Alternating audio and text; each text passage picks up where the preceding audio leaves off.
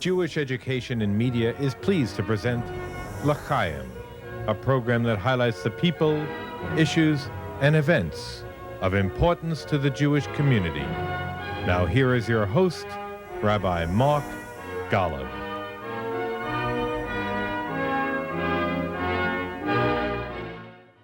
I'm Mark Golub, and if you're a long-time fan of L'Chaim, you know one of my favorite people in the world is a man who at the age of 23 was the founding rabbi of Lincoln Square Synagogue on the Upper West Side of New York, which he built into New York's most innovative and dynamic modern Orthodox community. He then made Aliyah in 1983 to become chief rabbi of the new West Bank city of Efrat, and then to go on to co-found the Or Torah Stone, a network of some 27 modern Orthodox educational institutions in Israel and in America that became known for their inclusion of women among many other things. He is now Chancellor Emeritus, still Rosh Yeshiva of Or Torah Stone. And back in 1979, when L'Chaim first aired on WMCA radio in New York City, he was kind enough to become a member of our panel of commentators, meeting many times with me alone and many times on panels with some of the leading rabbis of other Jewish movements. I never visit Israel without seeing him. It's an enormous pleasure to welcome back to L'Chaim Rabbi Shlomo Riskin. It is always fabulous to have you. Shalom, it's my pleasure to be here, but I must just share one brief word with you. I get constant comments also of people who've seen me in L'Chaim. Everybody knows that I have a weakness for vodka. That's my Lubavitch connection. And they asked me, do they actually give you a vodka every time you're in L'Chaim? And I said, well, the only thing they give me is water. What can I do? But with this kind of introduction, maybe in the future there'll be little vodka. By the way, if you can stand it, there'll be vodka in your JBS mug from now on. I just hope you stay sober for the entire interview.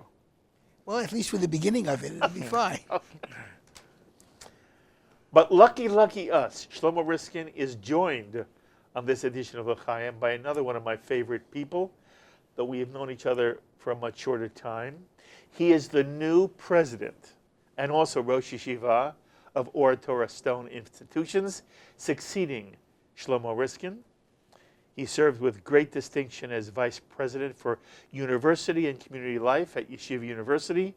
Prior to that, he served for 14 years as rabbi of the Boca Raton Synagogue, where he also founded the Katz Yeshiva High School of South Florida and Palm Beach County's first mikveh.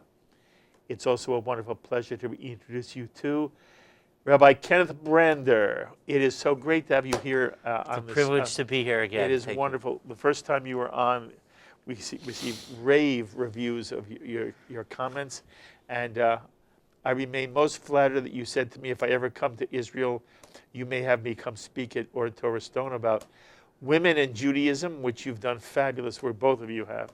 So it is wonderful that you're back here at this table. I'm still waiting for you to honor that invitation. I will be thrilled to do so.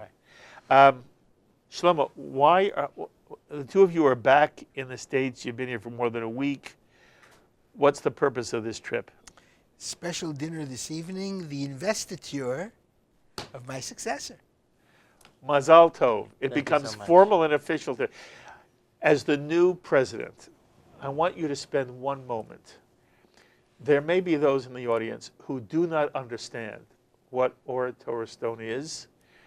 I've spoken to Shlomo about this a number of times, but I want you now, as the new president, take a moment and kind of explain what's the uniqueness and the contribution you see Or Torah Stone making to Jewish life, not simply in Israel, but really throughout the Jewish world. Or Torah Stone is a network of 27 institutions that are both educational institutions and institutions that deal with some of the social challenges that are facing the Jewish people, whether it's the Aguna issue. Or Torah Stone deals with the plight of Agunot, representing them in the Jewish court system, giving them the supports that they need. And in case there's anybody who doesn't understand, an aguna is? A woman who is, in most cases a woman, it could be a man also, but a woman who is unable to receive a religious Jewish divorce from her spouse. And we work in order to free those women. And as getting back to the And Lord. why? Why? Because, why is she bound? well, Judaism created the institution of a Jewish divorce in order to make sure that when a marriage did not work out, and sometimes that can happen, that a woman would actually be able to leave the relationship and have the proper financial Yes. and other supports to be able to continue their life. Unfortunately, what happens in many legal systems when there are important rules, they are sometimes abused. And sometimes even the great institution that came with the notion of a Jewish divorce is abused by some. And we are here because we believe in the ideals that Judaism is an ethical and moral tradition to stomp out that form of total abuse of Judaism. Incidentally, the word get, which spells gimel tet, 2 Hebrew letters. And means a and bill of means divorce. Bill of divorce. But it also has another meaning, and that is nowhere in the Bible do those 2 letters, the gimel and the tet, are found next to each other. Nowhere. You can do a search. Nowhere will you find them next to each other in the books of the Torah. And that's highlighting the idea that maybe this husband and wife were not meant to be, but it should be that they leave amicably, and the purpose of the Jewish divorce was to be able to create that. When it's abused, Or Torah Stone, really under the pioneering leadership of Rabbi Riskin, Absolutely. created a way of speaking truth to power. Okay, we're going to come back to that in a moment. I just want to make sure the audience understands. According to Jewish law, a man can give a get to his wife. A man can initiate a get. A wife does not have the ability to initiate a get to the husband. A woman cannot say to her husband alone. She can go to rabbinic authorities under certain circumstances, and on her behalf, they should be able to give her a get and a divorce. But a woman whose husband divorces her but refuses to give her a get, that woman has no recourse. She is bound. She is, and in Jewish law, she's now prohibited from marrying again. He can go off and marry what he wants to, but she cannot. You said something that surprised me. Since it's all about who can initiate a divorce, I've never heard of a man being an aguna. Are there circumstances where a woman will not permit the husband to have a divorce? Well, the answer to that question is yes. But getting back to the statements that you made, a woman can request that a Jewish divorce be written for her to her husband. And in normal circumstances, in the vast majority of circumstances when that happens, as someone who's been a rabbi for decades, the husband will normally comply. They may go for some marriage counseling beforehand, and that's no matter who initiates the request for a divorce. But if a woman goes to her spouse and says, I'd like not to continue our relationship, most of the time the husband will concede and a Jewish divorce will be written. But it's up to him. He has the power. She does not. She can request a get from her husband. But the reason this is a problem, and the aguna is perhaps the most serious social issue that's been facing the Orthodox community, is that she does not have power. And in this one area, the man has all the power. And what Shlomo Riskin has been trying to do over the years is try to find ways in which, halakhically, it's possible to change the situation. Well, we would not allow the husband to marry somebody else if he didn't give his wife a Jewish divorce. What do you mean you wouldn't allow? We would not allow. There is a... He doesn't need your permission. He actually does. There was an excommunication put into effect thousands of years ago that deterred a man from being able to marry somebody else if he didn't give his wife a Jewish divorce. He requires... It happens all the time. By the way, one of the biggest problems we had at the turn of the century was you had Jewish men coming from Eastern Europe, coming to America, and starting a new life. And they never gave their wives a get.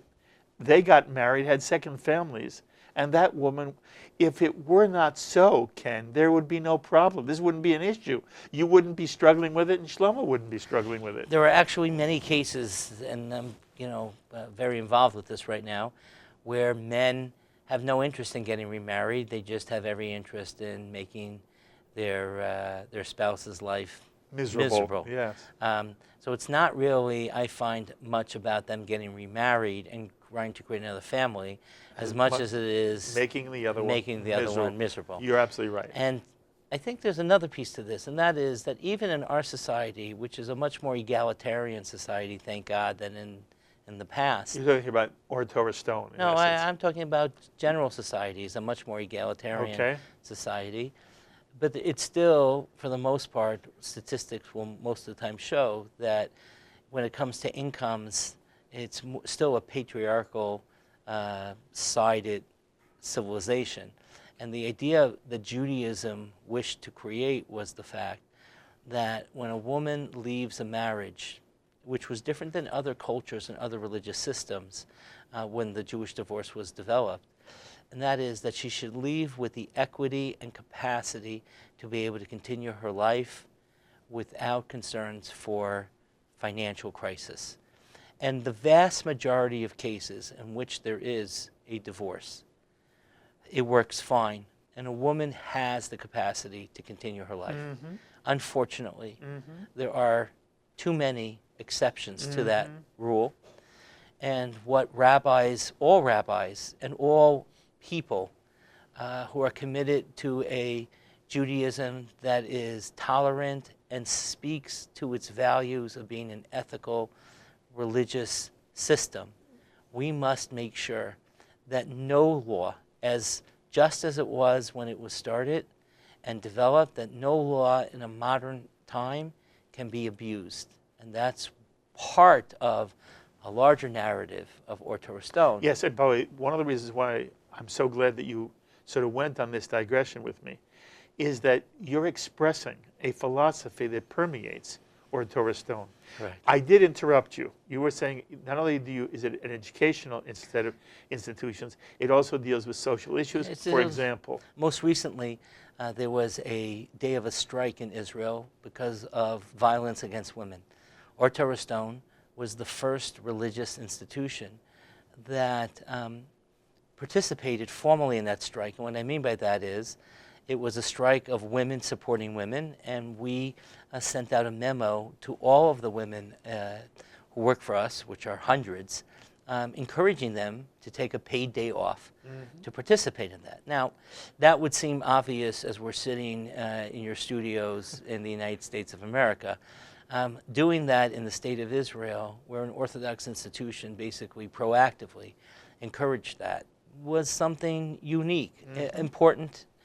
But Or Torah Stone has not only been an educational institution which teaches thousands, it reaches out to hundreds of thousands, whether it's through its Jewish identity programs in Israel, whether it's through the training of men and women to serve diaspora Jewry, whether it's the fact that we send hundreds of young men and young women into the Army. Now, sending hundreds of men into the Army is something that many people do. We send the largest group of women into the IDF who have spiritual training. In other words, they learn for a year or two before they serve in the IDF. We send the largest group, and we're making a transformational difference throughout the world. If you ask me to sum up what Or Torah Stone is, it is a network of institutions that are here to change and influence world Jewry, Jews in Israel and Jews in the diaspora, through a plethora of initiatives. Kol hakavod. How did he do describing this baby you created? Great. You know, this is a huge institution of Jewish life. It's not, and there's nothing wrong with there being a yeshiva, a school, a synagogue. No. But this is more. It's 27 institutions, which is having an impact on first the students who come in, and then, as Ken just described, this enormous impact rolling over on Jewish life as a whole, Israeli society and Jewish life. I want you to recall take a moment to recall when the idea came to you. What did you think to yourself? You know, when you were, I don't know, it's in your study. Your wife is joining us on this. She's in the audience at the moment. Thrilled to have her here. Whether you say to your wife one day, I have an idea. But at some point this gets born in you, and then you must translate an idea into reality. Take a few minutes. I want to hear the story. It doesn't work like that. How does it work? It doesn't work like that. What happens is, for example, the classical example, I wanted to be a rabbi. And I felt it as a calling very strongly. And I had an opportunity to take a group of people in the now new gentrifying community of Lincoln Center who had a 3-day-a-year synagogue experience, Rosh Hashanah and Yom Kippur, at a hotel on the west side of Manhattan, the Esplanade. And they needed someone to lead services, mixed-seated services. They had one of the leaders of the Jewish Theological Seminary, who was their rabbi in 1963. So it was a conservative minyan at the time. Yes. Yes. They called themselves the Lincoln Center Conservative Synagogue. Yes. But it was only 3 days a year, understand, that's all. Not even Shabbat Shuvah in the middle of the 3 days. And he wanted, he got $500 when he did it in 1962. And for 1963, he wanted double that. He wanted $1,000. They didn't want to pay $1,000. And people said, you know, Yeshiva University will send you a rabbi. And maybe he'll even be less than $500. You don't have to pay so much money. And they'll go along with a mixed-seated.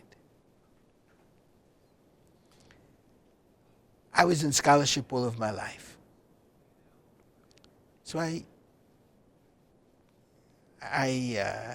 went to Yeshiva University, the Community Service Division, and I said I would very much like to pay you back in some way. I was a Rebbe at YU, and I was making what I thought was the magnificent salary of $4,200 a year. I felt very good with that salary, but I couldn't give much tzedakah with that salary, and I told them I'd give them 10 speaking engagements, wherever they want to send me. They said they'd like me to speak to this group because they weren't sure they would take anyone from Yeshiva University. They'd like me to speak to this group. And I said I would speak to them on behalf of Yeshiva University, but I won't go into a mixed-seated synagogue. So on that basis, they sent me to speak to them. And at the end of the period, they said, good, we'll take you. And I said, no, I'm not going, because I wouldn't go into a mixed-seated synagogue. But Yeshiva University will service you, and we'll send you someone. And the more I said no, they said yes. That's how Balabatim are very often. And they wanted me to come. And Rabbi Soloveitchik and the Lubavitcher Rebbe strongly urged me to go. And I went. Now, did they have mixed seating at the service or not? Yes. And you did the it anyway? The condition of my going was, I explained that to them. That made them very happy. I would not take any salary. I would just go and lead the services. But you agreed to do this even though you could not get them to give up mixed seating. They Yes. had mixed seating. They had mixed seating, and I led the services. I was teaching them. Were you uncomfortable? The truth is, I was very uncomfortable in the beginning. I used to get a little I would wake up with that. I woke up with a fever, actually, the first Rosh Hashanah. I was uncomfortable.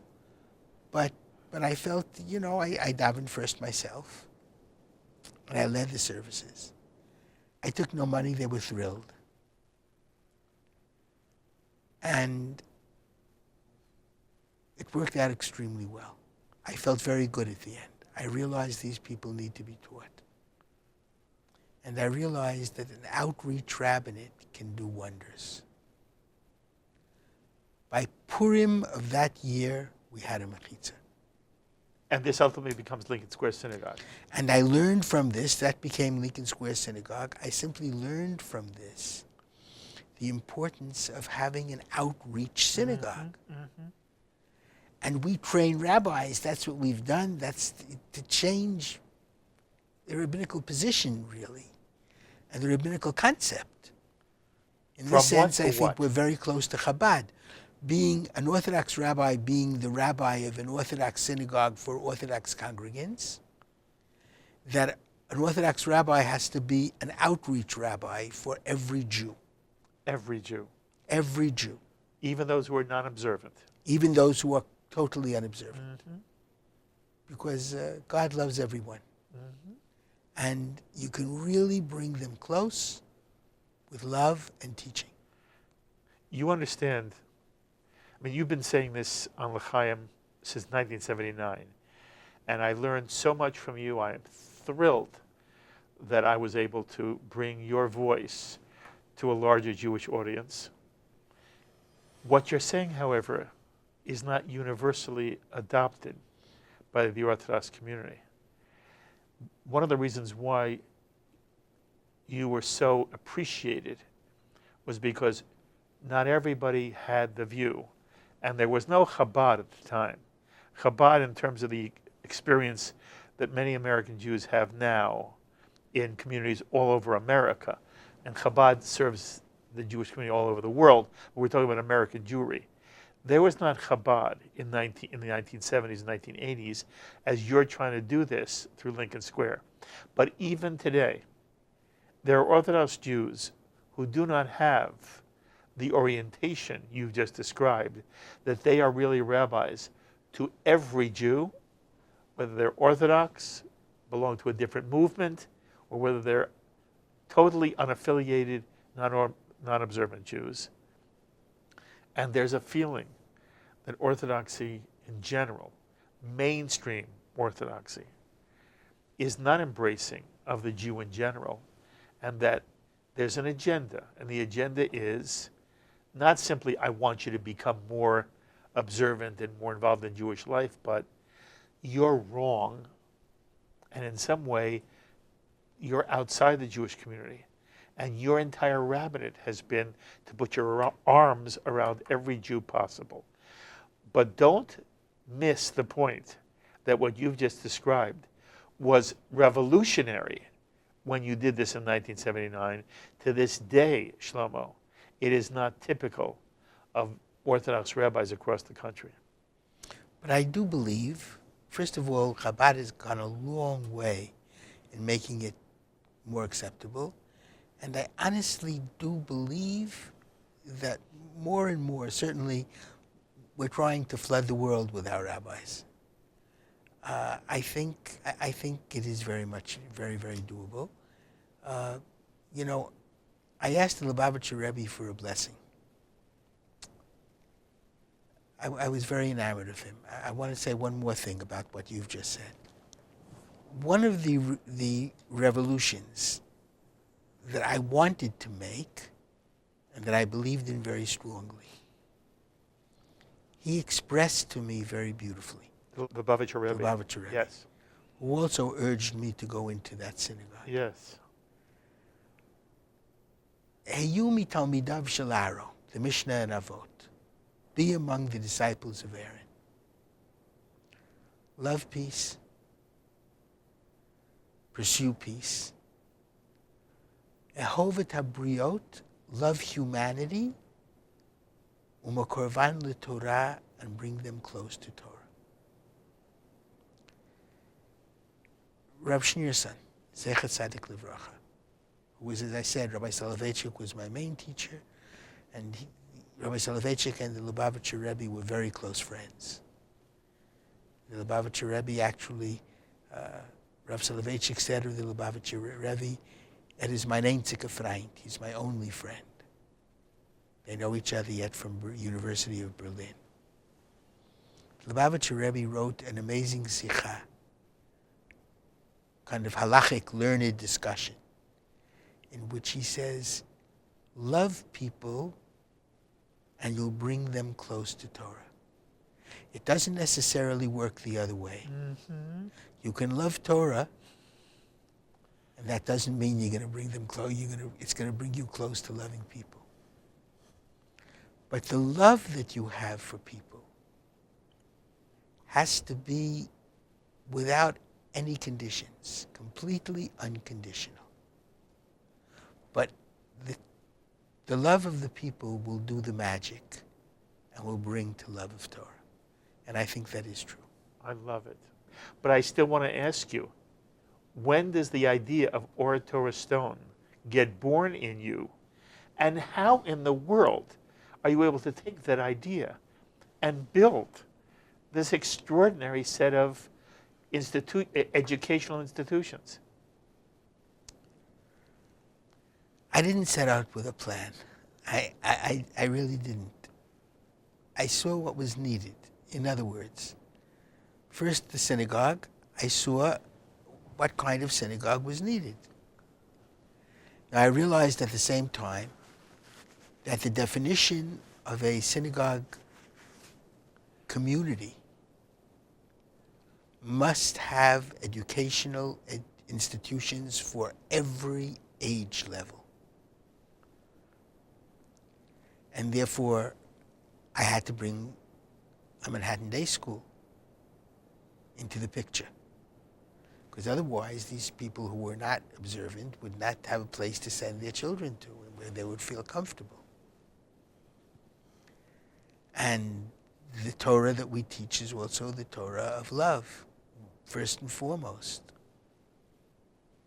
I believe that Jewish law is based on love, not the other way around. So, Manhattan Day School. And that wasn't enough. It had to be a high school for boys and a high school for girls and adult education. And I saw how teaching Torah with love is amazing. And we soon had 1,600 people enrolled in the evening classes. That's taught everything, mostly though Bible and Jewish law and Jewish customs and experiential Judaism. Shabbos is not a noun, it's a verb. You have to Shabbos and understand what the beauty of Shabbos means. So that's what we did. And from that, the move to Israel, if I was starting a new city, the new city had to have educational institutions. And therefore, I understood from the beginning, my job actually with Efrat, Golda Meir had said, when she saw what we had won after the Six-Day War, and she saw the real beauty of Efrat, and she said, this is the Zurich of Israel. I would prefer to say that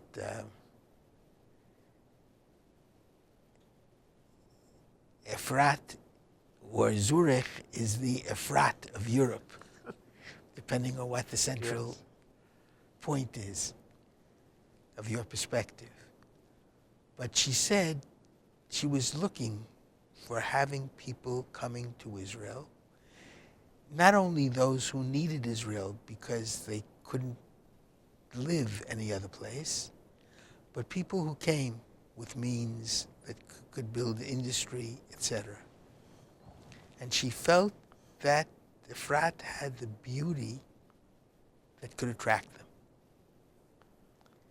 And the almost dare that she gave to me was, you have to create 2 nuclei, garinim, of settlers who will come to live in Efrat.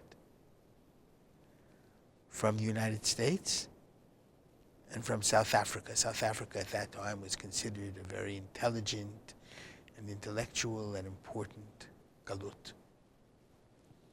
And then we would be able to begin to build this city.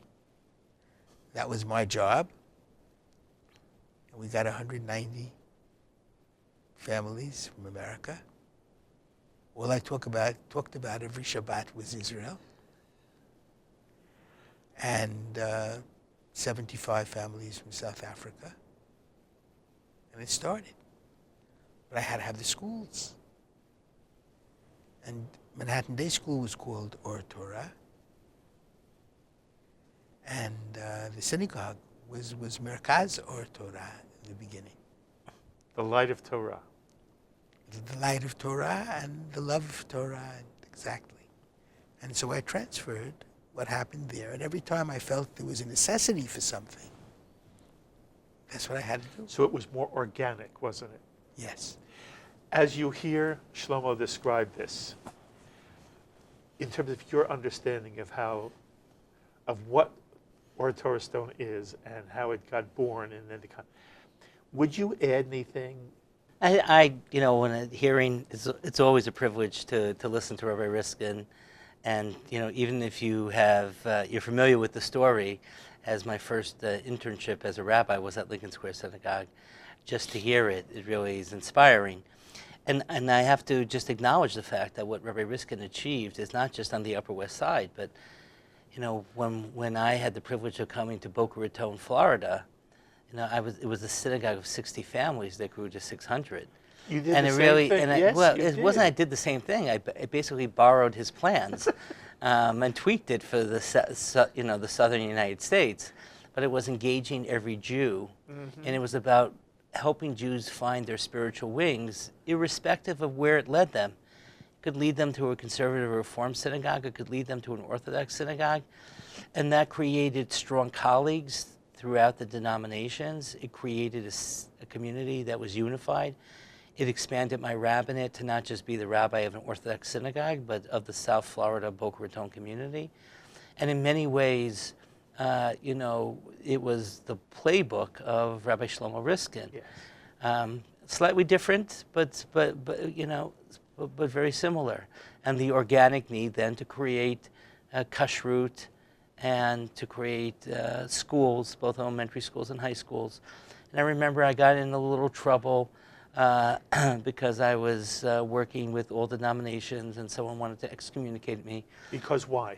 Because I had actually promoted an idea of conversation based on actually appropriate conversations with my own teachers at Yeshiva University, who encouraged me to have those conversations. And I was creating a kashrut authority, a strong, substantial, very high-level kashrut authority. And there were people who used my engagement with other rabbis as a means of really covering their own financial concerns. Yes, but they got angry at you. Yes. Because you were embracing of Jews who were not Orthodox. Right. And I said to Shlomo a moment ago, your approach, which you share, it is not across the board in the Orthodox world. And you've now described how you butted heads, and you had to deal with some real attacks on you because you were embracing of Jews who weren't Orthodox. But I do see the fact, and yes, that's true, and I remember the phone call still from Rabbi Riskin when I was 29 years old, and Rabbi Riskin called me and goes, "Boy, you're getting into some good trouble. You must be doing some wonderful things.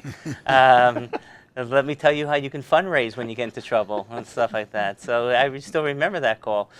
But I actually, like Rabbi Riskin, see not only that we at Or Torah Stone are inspiring rabbis to look at life differently, I see rabbis all over the Orthodox Jewish world taking a different approach of not just being the rabbi of their congregation, but rabbis of the Jewish community. I see that there is a revolution. Some of it started by people like Rabbi Riskin, some of it started by Chabad, some of it started by others. But I do see a renaissance of a more tolerant, more expansive, maybe a more educated Orthodox rabbinate that has encouraged a more effective communication. One of your good friends and one of my closest friends, Jerry Silverman, has created an unbelievable opportunity for rabbis of all denominations to engage in very serious conversations. I'm not sure that would have happened even 20 years ago. I agree with And that's because of visionary rabbis and visionary people like Jerry. Yes. But what I actually am reminded of when I hear Rabbi Riskin talk about this is a comment that he made to me, which I'm not sure he remembers, but I do, and that is I asked him about, the vision behind these institutions as I was digging through them and learning about them, and thought there were only 25, and then found the 26th and the 27th. And he said to me, for me it was like I started with carrying on my back a calf. A light calf that was easy to carry, and every time I saw a need, I would just add to it, and the calf eventually became a cow. But I learned to carry it slowly, and so basically I learned how to carry the weight. But now I'm giving you over a full-blown cow, basically. And what I see is the fact that these institutions are not only serving a need for world Jewry, not only interacting with Jews, but with Christians and others as well. I see them, I think Rabbi Riskin's greatest strength hasn't yet been articulated in this conversation. That is that he has found extremely talented people to run his institutions. And he's never been afraid of finding people in the areas necessary who are more talented than him in those areas. And that's what I've seen. And it's a wonderful group of professionals.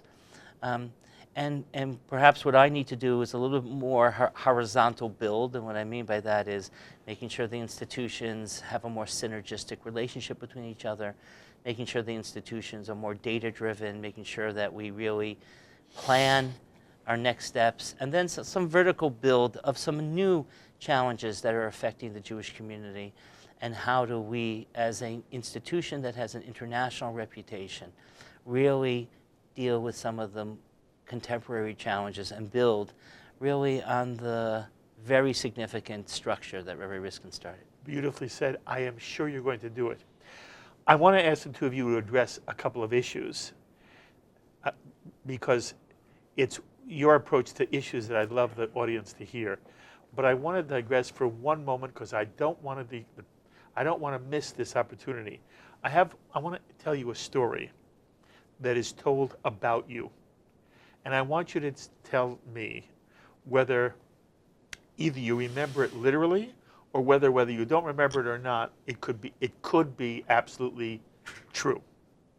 This is what I'm told. And somebody said to me, I have to tell you, Mark, what happened. I was at Shlomo Riskin's. He invited me for Shabbat. I was there with a group of people, obviously with your wife.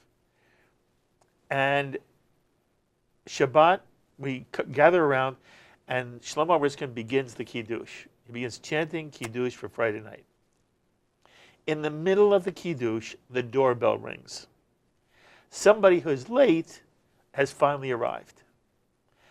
In the middle of the Kiddush, Rabbi Riskin puts down the cup, stops the Kiddush, goes to the door, welcomes the person who has come to join the Shabbat celebration that evening at his apartment.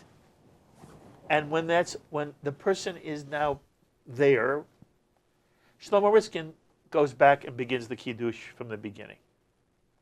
And the point was being made was that for you, it wasn't about doing a blessing or a prayer or welcoming the Shabbat in and of itself. It was about people for you. Somebody had come and your first concern was them as people, and you stopped the ritual. You embraced the person, and then you continued the ritual. I want to know if that story reminds you of any actual moment in your life, or even if it doesn't, does it ring true that it could have been exactly as I was told? I could think of dozens of times that it happened. It's not such a strange thing. First of all, it's one of the early biblical stories with Avram Avinu.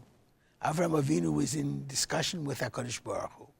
And these three people, who happened to have been angels, according to the Chumash, but he didn't know that. There were three people who needed a place to come in, to eat. And he excused himself from God. It doesn't quite say, he didn't even say, excuse me. He just, these three people, Absolutely. welcomed them, greeted them.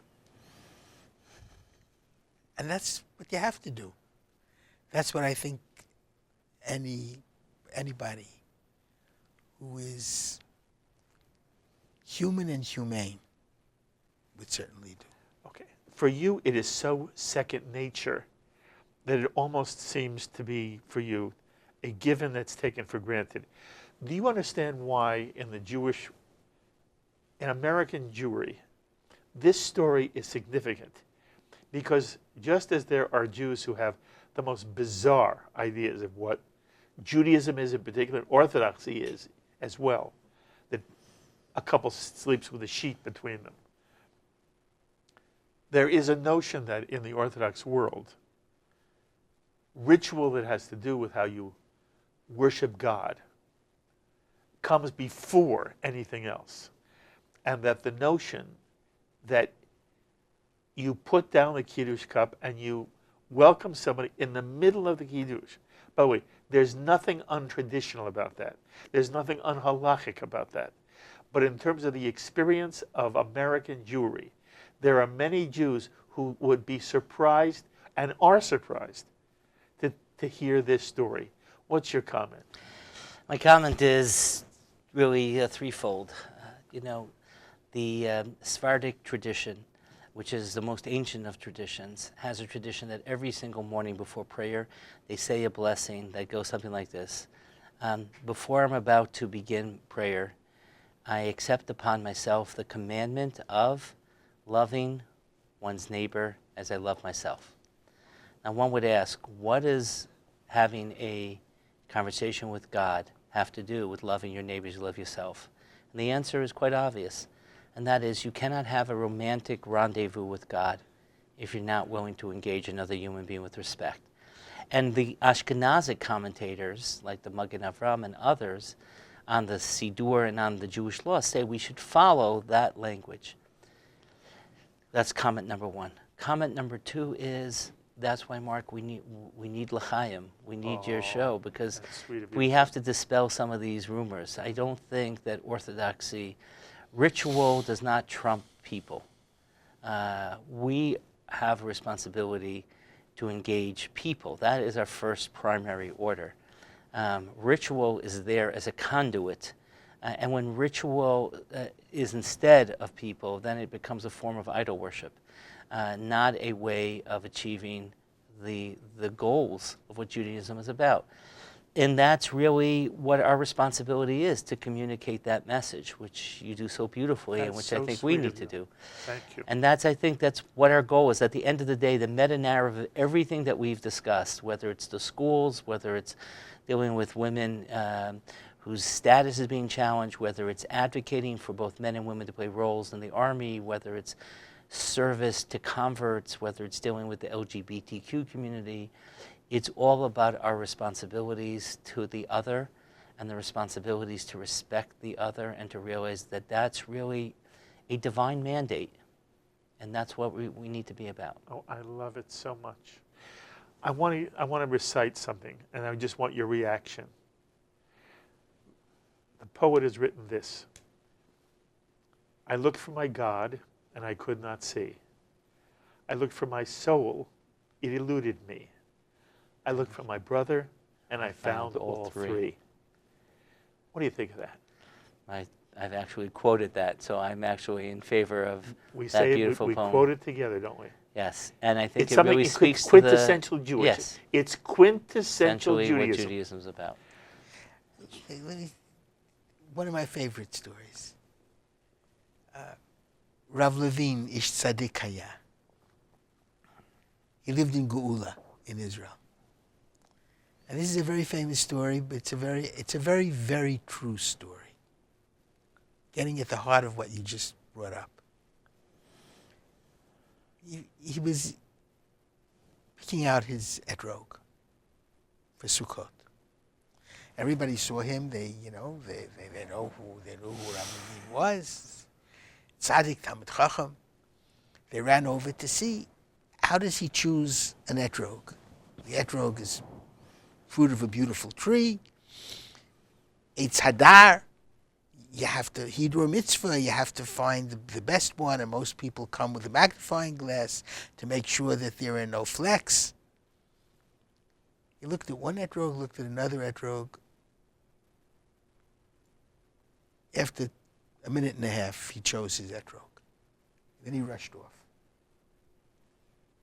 Everybody in the crowd was very disappointed. There's one individual that said, I'm going to follow him. He probably was going to an important place. Otherwise, he wouldn't have made such light of this cardinal commandment for Sukkot. He was going to an old age home. Went in and spent over an hour. Came out. The Jew who waited for him said, I don't understand. These people aren't going anyplace. Tomorrow is Sukkot. You had to pick out an etrog. Wasn't it important to spend a little bit of time trying to find the most beautiful etrog? Rav Levine answered as follows. It says in the Torah that it should be a pre-Eitz hadar, fruit of a beautiful tree. It also says v'hadarta pnei zakein. You must beautify the face of the elderly.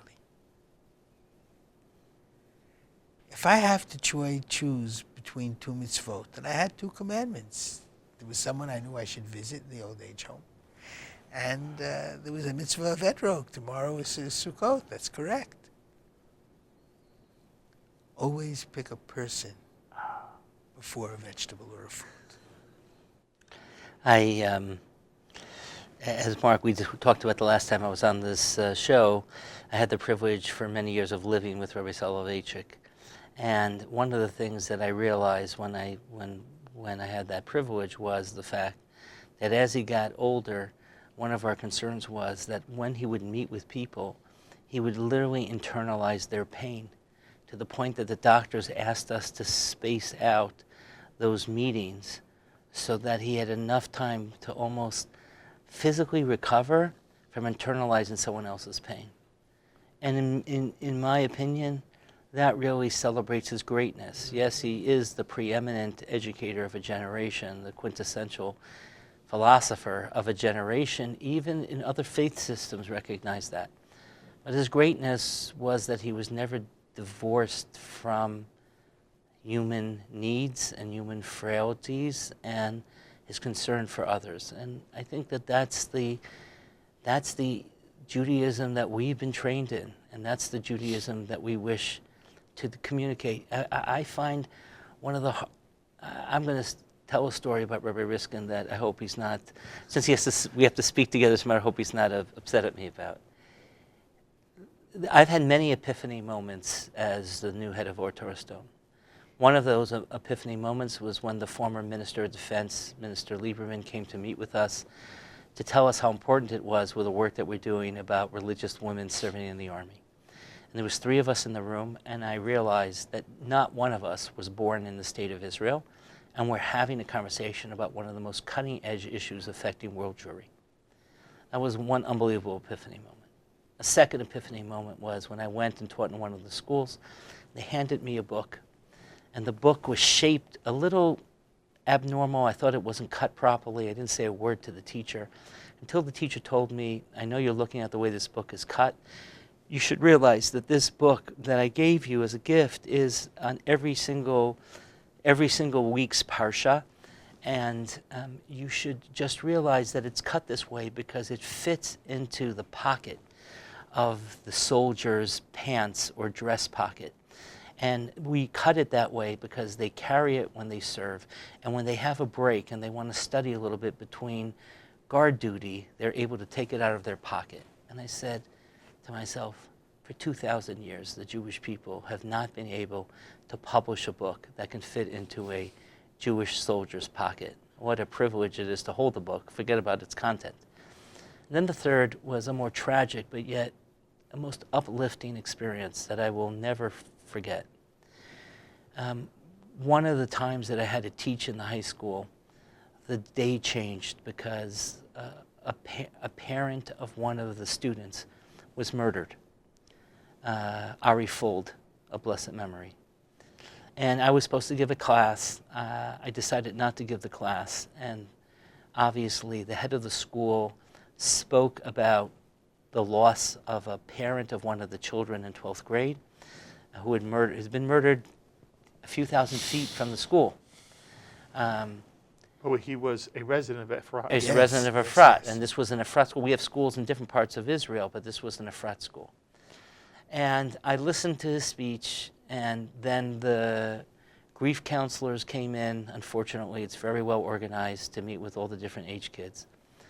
And then that afternoon, late afternoon, Rabbi Riskin gave a class in Midrashet Lindenbaum in our school in Jerusalem about the responsibility to respect another human being. It was a tour de force class, but more important than the content, he spoke on the responsibility to treat every human being, Jew, Arab, Christian, Muslim, Jew alike, to treat them with respect. And he gave a class. It was an hour and 15 minutes. I think it was an hour, and then someone came over to you to send you a little note that it had to end. But it was a beautiful class. And then we went to a funeral together. By the way, do you remember what the main point was? About the responsibility that everyone is created in the image of God. Mm-hmm. And he went through a rigorous Talmudic analysis of Maimonides. And then we went to a funeral that started at 11:30 at night for Ari Fold, of blessed memory, which ended, I would say, 2:30 in the morning. And I said to myself, my God, here's a man whose congregant was murdered today by a terrorist, and he was able to give a class between being informed about the tragedy and the burying of the congregant. He was able to give a class on treating the other with mutual respect. Everybody would have understood if the class would have took a different turn in light of the events of that day. Everyone would have. And even some people may have expected it, but that's not, the tragedy was acknowledged. But the fact that the conversation was about coexistence and mutual respect, even with literally the recognition of the fact that a life was lost and that a family was grieving, and that it was our responsibility to deal with that grief as the educator and as the rabbi. That was, you don't see that. And I think that is, really at the core of the institution. I think it affected, I wasn't the only one who recognized that, and I think it affects the institution. It doesn't take away from the grief, doesn't take away from the responsibilities of what we did, it doesn't take away from the protections and security and the safety that we're all concerned about. But it doesn't mean that you shy away from the meta responsibilities, or else you ask yourself, why is it worth going through it? Are you suggesting that implicit in this message, the shiur, the drash that Shlomo Riskin gave at this moment, was the notion that despite what had happened to Ari, the Jew who lives in Israel cannot hate the Palestinian? Well, Rabbi Riskin's here, can say it himself, but my message is that I think what's communicated about the fact was that we have a responsibility to protect ourselves and to do so in the strongest of terms. But at the same time, we have the responsibility to treat the other with respect, all people with respect, Arabs with respect.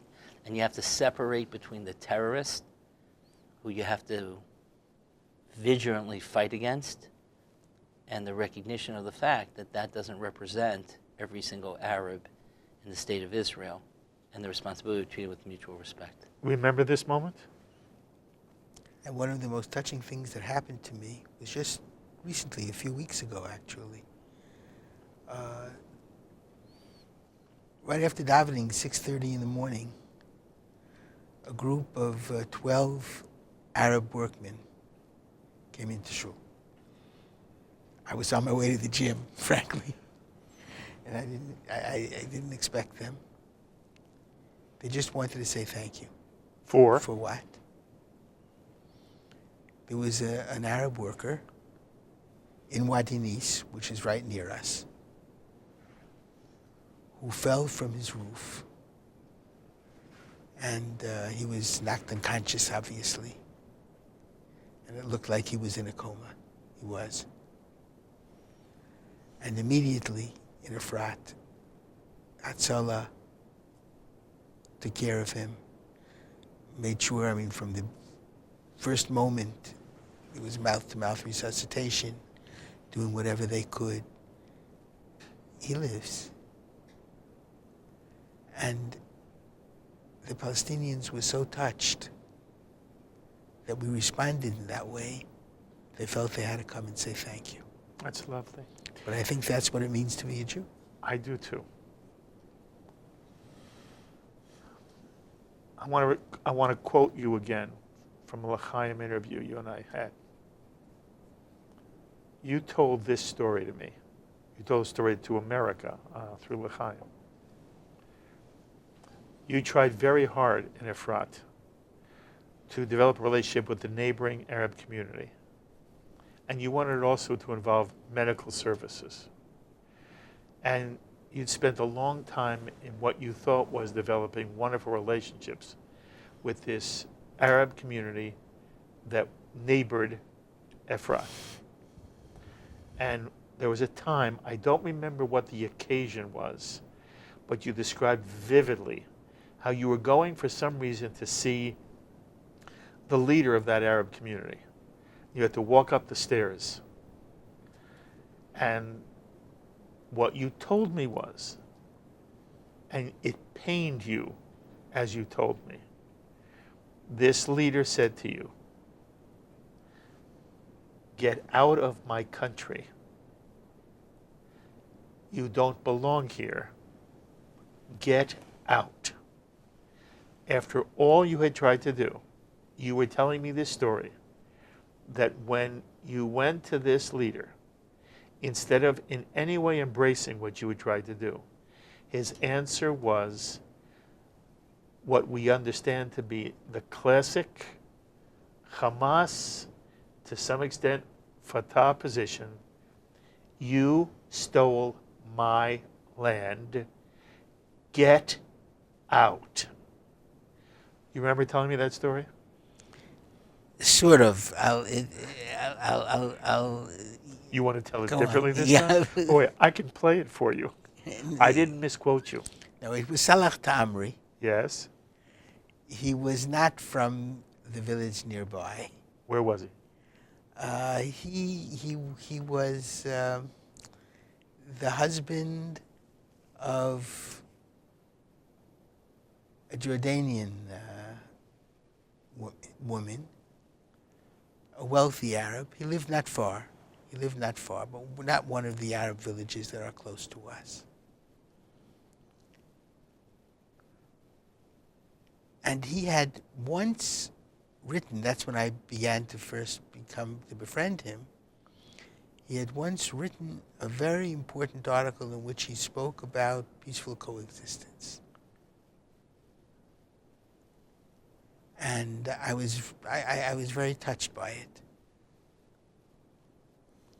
At any rate, he became one of the heads of the Bethlehem community.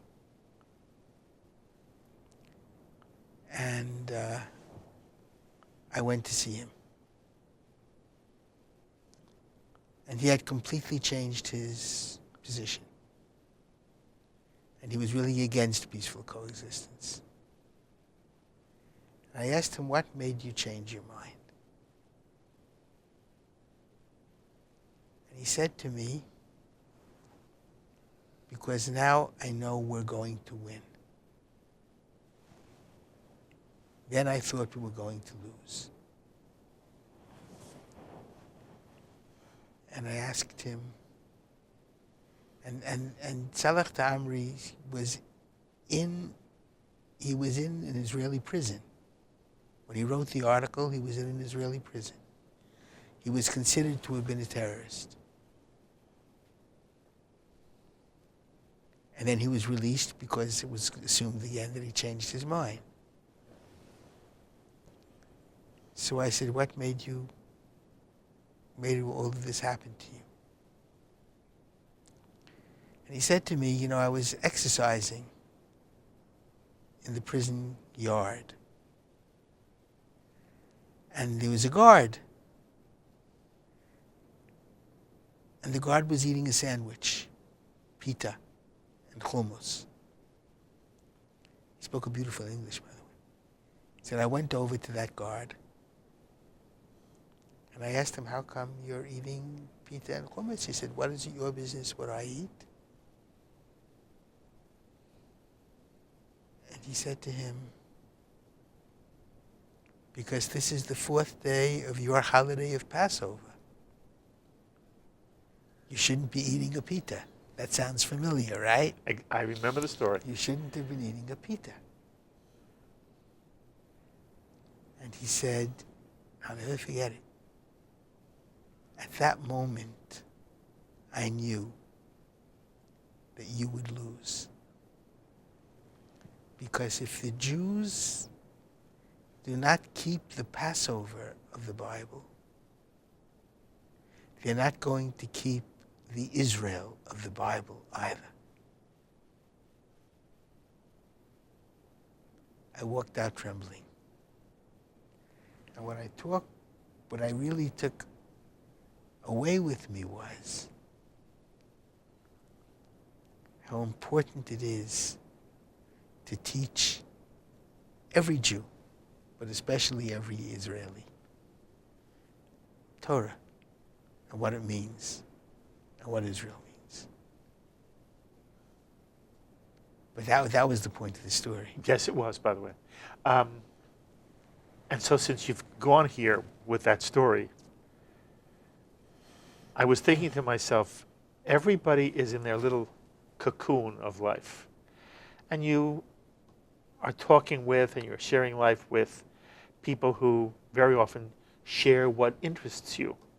And you don't realize all the time that there's a whole world of people who have their own little interests, which are, I mean, there's as many interests as there are imaginations for people. And very often you assume that what you feel is what everybody feels. And we know intellectually that's not true, but emotionally it happens. It's called human nature. So I said to myself, I wonder if Shlomo and Ken, who live inside Or Torah Stone, whether they see a larger Jewish world. Because my guess is you're in what I consider to be rarefied Jewish air. You've been able to create this extraordinary context in which the people who are around you are drawn to it because of who they are. So it is in some way a self-selective group of Jews, as opposed to the Jewish community as a whole. And I'm asking you, don't tell me about your community. To the extent to which you have any sense of this larger Jewish world, of the Jewish world that includes an Israeli eating a pita on Pesach, to what extent are you not concerned? Are you frightened for the Jewish community?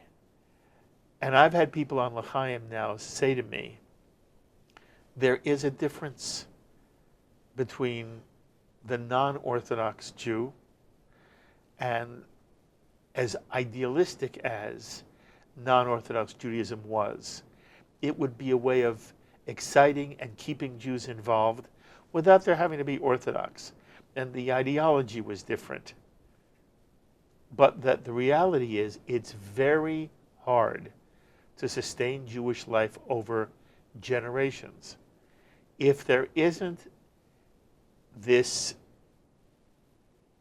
obsession with keeping Passover for 8 days without eating bread for 8 days. Whether you eat matzah or not, you don't eat Pumpernickel. chametz on Pesach. To what extent are you, when you say you left that meeting trembling because you knew there was something true in what he was saying. I'm asking you now, each of you, what is your sense of where American Jewry is, specifically American Jewry? But the story that was told was about an Israeli. The notion that as long as you live in Israel, Judaism and the Jewish people is safe, it just means you don't understand the complexity of what it is to live in Israel. There are Israelis who argue all the time. What makes me a Jew is simply I'm here. I don't have to observe any of the mitzvot. I don't have to be involved in Torah. I don't even understand what the Bible's all about. And in America, the vast majority of American Jews are assimilated, ignorant Jews for whom the Jewish world and the state of Israel itself has no pull. So I'm asking you, as people who are involved in this rarefied air, I want you to talk to me about what you believe about American Jewry, especially non-Orthodox. Is Jewish pluralism, as wonderful as Jewish pluralism has been for American Jewish life, is the non-Orthodox streams of Judaism in some way responsible for the dissolution of the Jewish people? And are those who are in Israel who are saying, don't insist that I have to embrace non-Orthodox forms of American Judaism. I want the Western Wall to be what the Western Wall is for the majority of people who go there, and most of the people who go there are on the more observant spectrum of the Jewish community. And so for you to say to me, I have to have a section of this wall with equal status, an egalitarian section. And from an American Jewish perspective, we say, what's the big deal?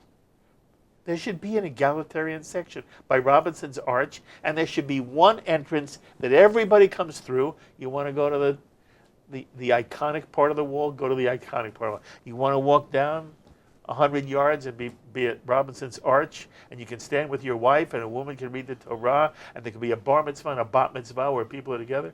What's the big deal? And the answer is, no, you don't understand. The American Jewish model doesn't work. And we don't want to be part of the erosion of the core of the Jewish people. So you have now touched on one of the essential issues confronting Jewish life. I want to hear you speak to, what do you believe the non-Orthodox future is for the Jewish people? I mean, you've asked a multiple set of questions in there, so I'll just try to deal with some of them in bullet points. First of all, I think that the air at Or Torah Stone is actually constantly renewed by the fact that we're always speaking all over the Jewish world.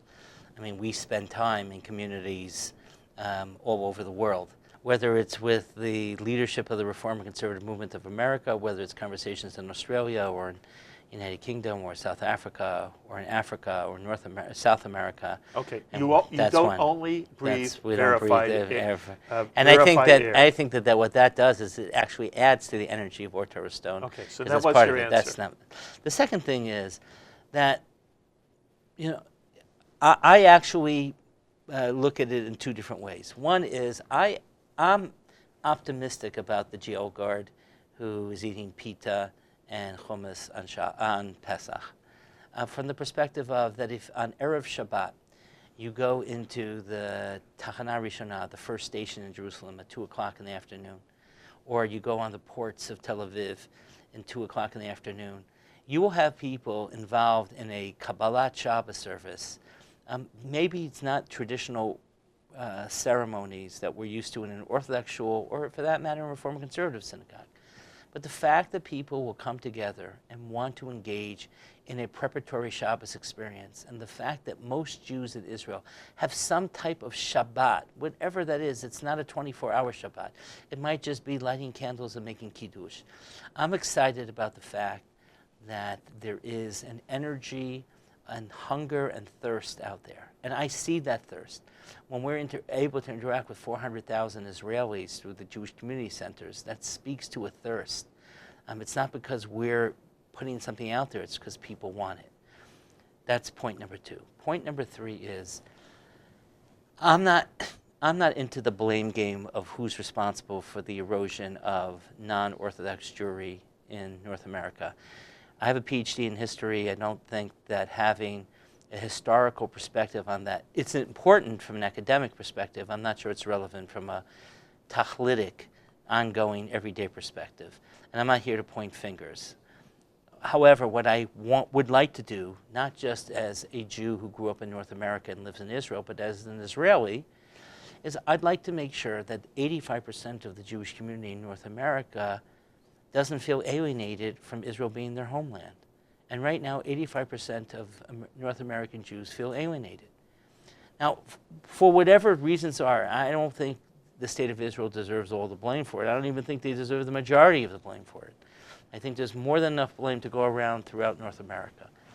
But the fact that an egalitarian place at the Kotel, at someplace in the Western Wall by Robinson's Arch, could perhaps lower the rhetoric against people's feelings about Israel and allow a younger generation to feel that Israel can speak to them and give Israel a chance is something that is worth doing, because I don't think it affects, your words, the iconic component of the Western Wall. It doesn't affect it. It doesn't take away from it. It doesn't in any way erode it. It doesn't say get smaller. It doesn't say split into 3 parts. It adds. And if I have a chance to figure out a way that 85% of North American Jewry who feels no longer that Israel is their homeland and feels more comfortable going to Disneyland than their motherland, then I should try to deal with that, irrespective of the reason for that. And I think that that's a smart move for Israel. Forget about North America. By the way, the answer is of course. Right. To every single thing you've said. Well, but not everyone feels that way. Not only that, the Israeli establishment does not think that way. Oh, we're working on it. And I think there's more and more that are starting to feel that way. And to the credit of the Israeli government, and it has to be acknowledged, Israel no longer feels it's America's poor cousin. It is spending millions of dollars to educate the diaspora Jew, not in order to sell Israel bonds, but in their commitment to Jewish identity. To the credit of Minister Bennett, to the credit of people like Devir Kahana and others, to the credit of the Prime Minister, obviously. By the way, he has received enormous criticism from Jewish establishment, from major Jewish leaders, because he buckled. Right. And he's described as buckling. Right. When the deal to create the egalitarian section fell apart. Right. And you're saying here on L'chaim, you want to give him credit. I want to say that, in particular, that Minister Bennett and Devir Kahana, who's the Minister of Diaspora Affairs, has put in a tremendous amount of energy and work into making sure that there is educational opportunities being extended to diaspora Jews. I don't know their opinion. I don't know, Mark, I don't know their opinion on issues of the Kotel. I know what my opinion is. I've made, and I think Rabbi Riskin has made his opinion very public. We're on record in all the newspapers in Israel. It's quite honestly not a big deal to be on record in America on being pro an egalitarian space, but to be on record in religious Zionist newspapers in Israel is a bigger statement. Why? Because of the reason you said, and that is a Jew who's lived in Israel all their life sees the fact that there is a paucity of Reform and conservative Jews in Israel. They're not the future in Israel. Why create a space for them? And my response is, you're right. From the vantage point of an Israeli concerned about Israel, they're not going to play a significant role in the government, in the social constellation of Israel. But as a Jew concerned about world Jewry, I have to make sure that the Jew who never will move to Israel, but wants to see Israel as his or her homeland, should feel that they have a comfortable place to pray. Okay, I want to say this to both of you. I'll say the answer, everything you say, the answer is of course. I don't know why any Jew would say anything different. I don't find anything you're saying controversial in the least. If it's controversial in Israel, it reflects the religious reality that you guys face all the time. At the same time, I want to go on record, and I've gone on record, and I will continue to go on record time after time. Every Jewish leader in America should be saying one thing over and over. Any American Jew who goes to Israel, gets off the plane at Ben Gurion Airport, and spends a week, 2 weeks, a month, a year in Israel, with the exception of the Western Wall, there is no place in Israel you won't feel comfortable. Nobody will ever treat a non-Orthodox Jew in Israel as a second-class person. You will not ever feel like this is not your home or that you're being discriminated against. The reality of Israel is that there is a very narrow issue of Jewish practice where at the moment it's controlled by the ultra-Orthodox. Israelis know it, American Jews should know it, and it should not alienate any American Jew. 100%. And the responsibility is for the Rick Jacobs and the Julie Schoenfelds and the Jerry Silvermans of this community to say this over and over again. It is inexcusable, it is a shanda, it is unacceptable for any American Jew to feel alienated or to act in an alienated way, to say they will no longer support Israel with their money or their political power because there's not a third section of the Western Wall. And I have for years, as long as you and I have been doing L'chaim, I've wanted there to be a third section of the wall. But when there isn't, I understand why. The Israeli people don't care. And until the Israeli people want there to be a third section at the wall, there won't be. And you've got this cockamamie political system where small Orthodox parties wield a disproportionate amount of force. That's the system. Want to change the system? Change the system. Move there. But don't change it from New York Right. or from Boca Raton. Change it from Nahariya Right. and from I- Tel I Aviv. have to And just- I cannot tolerate Right. American Jewish leaders who bemoan as if Israel is giving the finger to American Jewry. Israel isn't giving the finger. This is a narrow little Right. problem.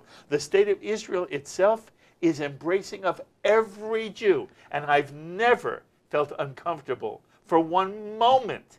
And I was attacked by a Haredi Jew at the Western Wall because I was leading my chavurah in a Hanukkah song with women singing with men. It was a very upsetting, uncomfortable moment, but it didn't turn me against Israel. I didn't blame Israel for that. And Right. so, and again, I get just- passionate about I this just- only, I just only need because to I say can't one- stand the way I just need to say one thing. First of all, I agree with almost every point you made. Almost? Almost. Because I need to Almost. say, almost, because I need to say, because I've heard it with my own ears multiple times. I've heard the Julie Schoenfelds and I've heard the Jerry Silvermans clearly articulate a support for Israel, irrespective of this one challenging issue. They have a responsibility And they to say do to it, and any I heard- Jew and who I- says I'm I heard taking it- my I heard- $1 million gift I heard back. it- That's unacceptable. I've heard him say it at the most recent GA, Jerry. I've heard him say it multiple times. I've heard him saying it around places where Has it he counts. said it like I've just said it?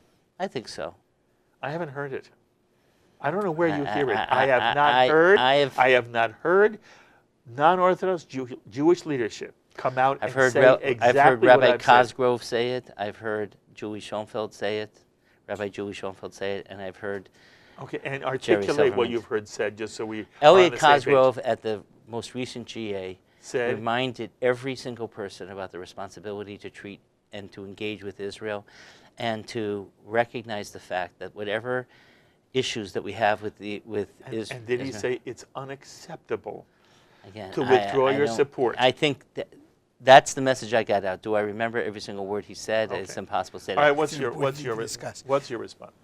My response is as follows. I agree very strongly with what Rabbi Brander said.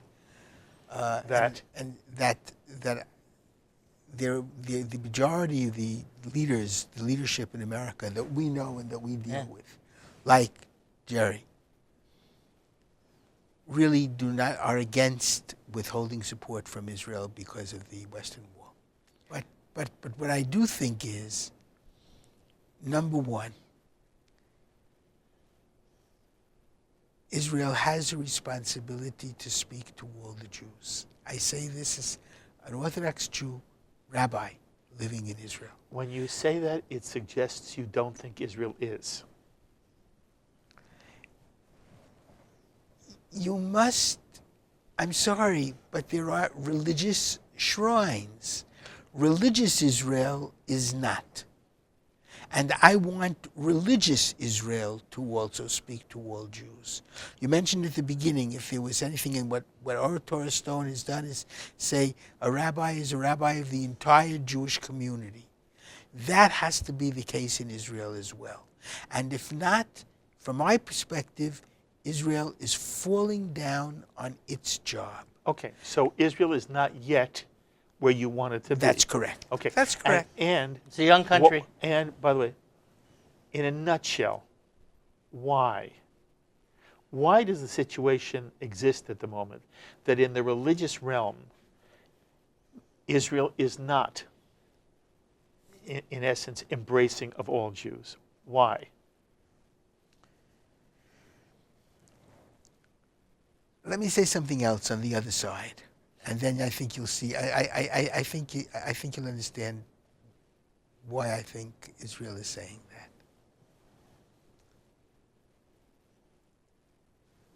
The most important task for every Jew is to continue Judaism. I say with a great deal of sadness that the reform and conservative movements have not succeeded. The situation that we see today statistically, the Hugh report, 71.3%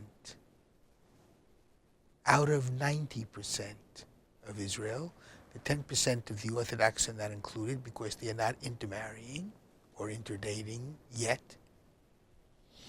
71.3% out of 90%, 7/9, are intermarrying without any meaningful conversion. And the second generation, according to many studies, is over 90% don't even consider themselves to have been of Jewish descent. Judaism, I believe, and I'm sorry that that's the case, but that is the case. Without a clear halachic structure, has not been able to replicate itself into the next generation. That's what I see with great sadness. That's a tragedy. It's really a tragedy. And the conservative and reform movements, for the Haredim, the modern Orthodox movement either also, but they're not correct. The modern Orthodox movement is developing very strongly in Israel and growing. But they see what I see also. And they fight very hard and struggle very hard to continue Judaism. They feel the best way to do it is by being insular, and at least they continue it that way. They look at what's happening in America when the Jews were not insular, and they are disappearing. Now, from my point of view, every Jew is critical. And trends change. But the one thing that seems to be I've learned through the years, because when I was becoming a rabbi, the conservative movement looked like it was taking over Judaism. And I believe without a halachic structure, it just, in the diaspora, it cannot continue. Interestingly enough, I think it could do better in Israel. But within the diaspora structure, where assimilation is rampant, can't continue. And the real truth is that Jews who are alienated from Judaism, from Israel, American Jews, I don't think it's because of the Kotel. I think this is a bugaboo. They are alienated from Judaism. They don't even know what it is. Their religion mostly is the Democratic Party. They go with the underdog, even if the underdog is wrong. And Israel is seen as the overdog, as the winner. The Palestinian is the underdog. And very few of them are even aware of what's going on in the Kotel. But I think that the leaders, we need more Camp Ramah-style camps and more commitment to Shabbos as a verb, as an experience. And we have to work together on that. And then there's a future, a real future. That is so good, so wonderful. You know how much I love you. I love you too. I love you too. L'chaim. I could have kept you here all day.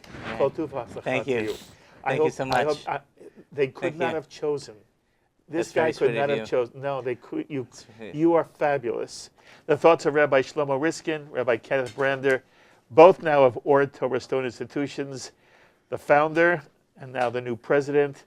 I hope you've enjoyed hearing everything they have to say. I could have gone on forever. As always, I invite you to be in touch with me with any thoughts or comments you may have to any of the ideas expressed by Shlomo Riskin or Kenneth Brander. Please email me, write me, post on our Facebook page, or tweet me. I look forward to hearing from many of you. Until the next time, I'm Mark Golub. L'chaim, my friends, to life.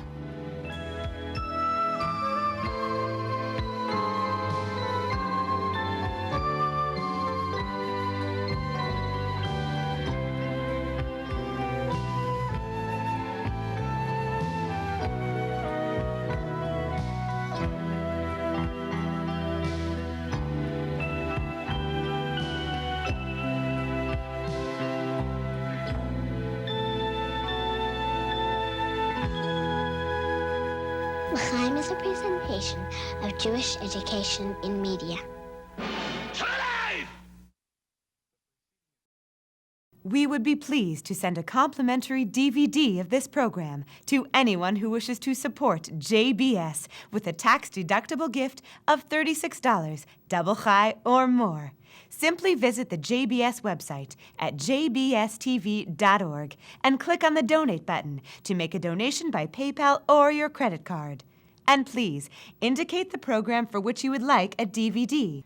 Or you can send your tax-deductible check to JBS, P.O. Box 180, Riverdale Station, Bronx, New York, 10471. And again, please remember to indicate which program you would like to receive with our compliments.